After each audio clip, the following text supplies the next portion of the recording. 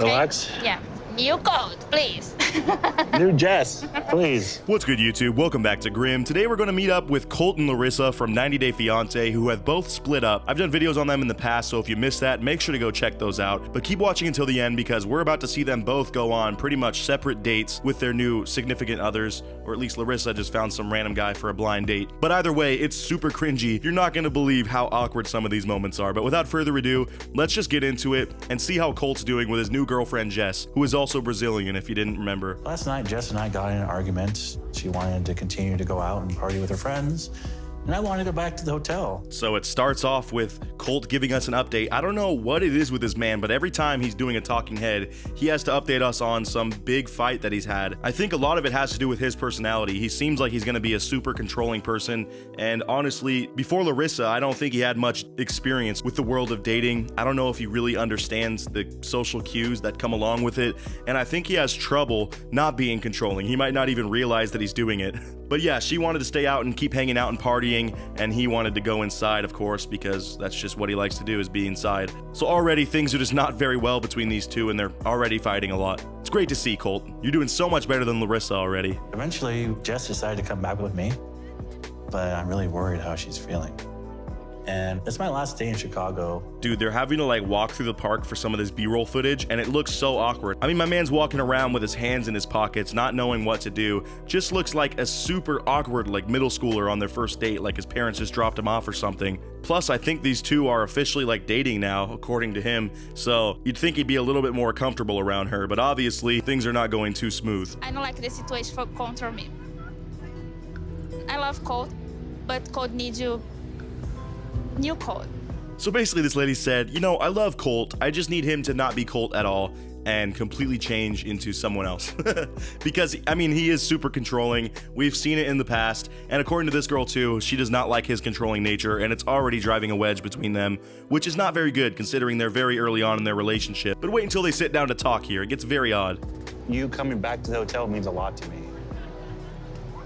It showed me that you wanted to work. Thank you. And I swear, I don't know what it is, maybe it's just his personality, but Colt always seems like he's in a soap opera. The way he's delivering these lines and his soft look, he always just looks worried or like stressed. And I think that's just his demeanor, but really it feels like I'm watching a soap opera half the time. Yes, today no, next week yes, and Compromise. yeah. That's fine. I like Okay. that. We should do Okay. that. So apparently a light bulb just went off in Colt's head, and he just now realized, hey, compromise might be a good thing when I'm, you know, sharing a relationship with someone. Maybe it doesn't have to always go my way every single time. Is that a bit of character growth? Did we actually see someone on 90 Day Fiance with enough maturity and self-awareness to say, hey, I've been kind of messing up. We can compromise and we can change things for the better. I'm proud of you, Colt. I want to build something. I want to work with you. I want a relationship. I want you. So it seems like they fully made up from this little argument that they had earlier about her wanting to stay out last night, which again, she is showing him the city that she lives in. I think she has a visa here in Chicago that he was saying. So of course she wants to show him the nightlife, and I think he was just being a little bit boring or too tired, I don't know, and was really trying to get them just to hang out at the hotel. But I'm glad that they sorted through this. It seems like they're both being pretty mature about this, which is odd to see on this show. I'm really not used to that. And I was thinking this whole time that Colt is a lot like Ed, but just a little bit more self-aware. But I can't even say that anymore because this is something that Ed would never do. He would never be able to speak to his significant other like this and actually make steps towards progressing their relationship in a positive light. That's just not his MO. So again, I am really proud of Colt. He's handling this well, even though he's a bit dorky about it. After Larissa, I never thought I would find love again. But with Jess, I think we have our future together. So again, Colt's jumping into the relationship a little bit too quickly. I think this man is just really gung-ho about having a woman in his life. He needs a wife. But what follows is this incredibly cringy exchange that leads into a montage of them dancing in the park. Just check this out. It's very difficult to watch. Relax. Relax. Yeah. New code, please. New Jess, please. Yeah, so with some face squeezes, they both ask for a new version of their significant other. Apparently, they don't like each other that much. But Colt's gonna be a lot calmer, and to show that, he actually goes out and starts dancing with her in the park, and it is atrocious.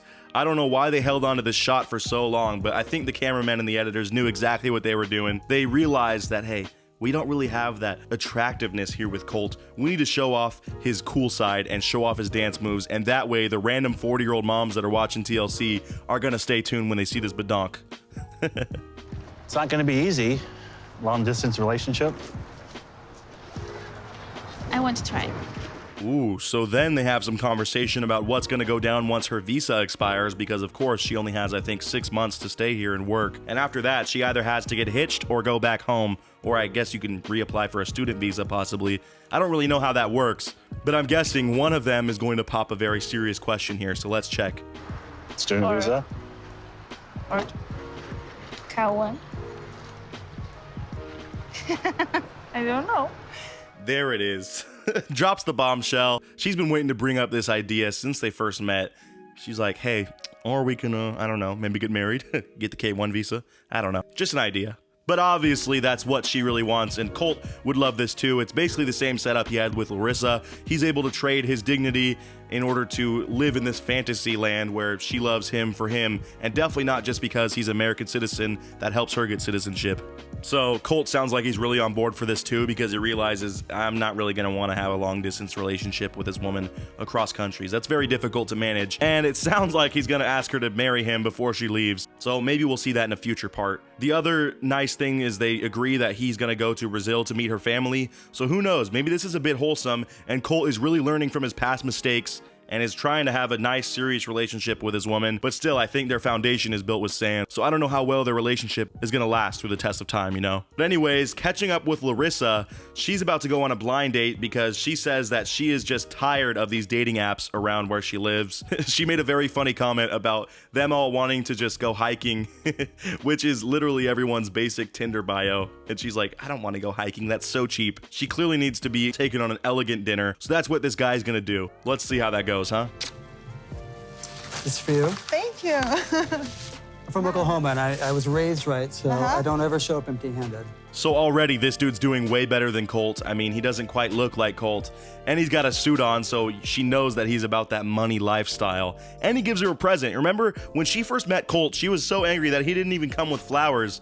I think this guy might have watched the last season of the show and knows what he's getting into. I mean, it's pretty clear this man came prepared. Larissa is absolutely beautiful. She's very well put together, and the best thing that could happen tonight is we have incredible chemistry, and from here on out, we're together forever. So this guy already sounds pretty intense. That was a really weird ending to the sentence. I was about to compliment him and say that he seemed pretty grounded and normal, which is very odd to see on the show again. But then he has to come with this, we're gonna be together forever stuff. And it's like, dude, this is a blind date. Chill out. Maybe go on a few dates before you start, you know, making predictions about being with someone forever. So this fool takes her out to eat caviar. You can tell he's really about it and he's trying to win her over. But the conversation takes a turn for the worse when they start to bring up their lives. And of course, we have quite the history with Larissa. If you guys remember, Colt called the cops on her 3 different times, and I believe she got arrested all 3 times. So let's see if she spills the beans on that. Guess what? I got arrested. So it just kind of spills out there, and he's like, whoa. He's of course taken back. That's not something you expect to hear when you're on a blind date with someone. But regardless, let's see if this guy has a cool head about this. He seems like he's really dedicated to making this work already, so maybe he'll just look past it. It was quite shocking to me, and I'm not one to judge, but it's certainly not my preference. So clearly this guy is taken back by that. That's a bit of a red flag, but it sounds like he's willing to keep talking to her. And I'm not saying you shouldn't date someone just because they have a criminal history, but that's definitely something to think about. She was married for what, 3 months? And in that 3 months, every single month, she got the cops called on her. It's a bit scary to think about, especially when you're like this guy and considering being with this person forever. All the cops and say, my fiance, Larissa, wants to kill me. a knife right now?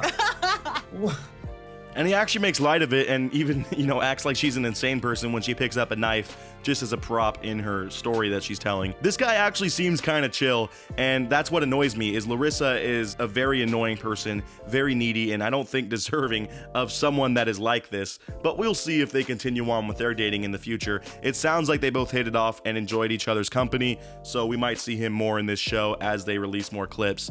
But guys, that about does it for my update with Larissa and Colt. This is going to be a multi-part series, of course, and I'm excited to see when problems do arise with him and his new Brazilian girlfriend. That's just going to be like fireworks again. But anyways, guys, let me know what you thought of this video down in the comments below. And as always, I'll see you guys in the next one. Until then, peace out.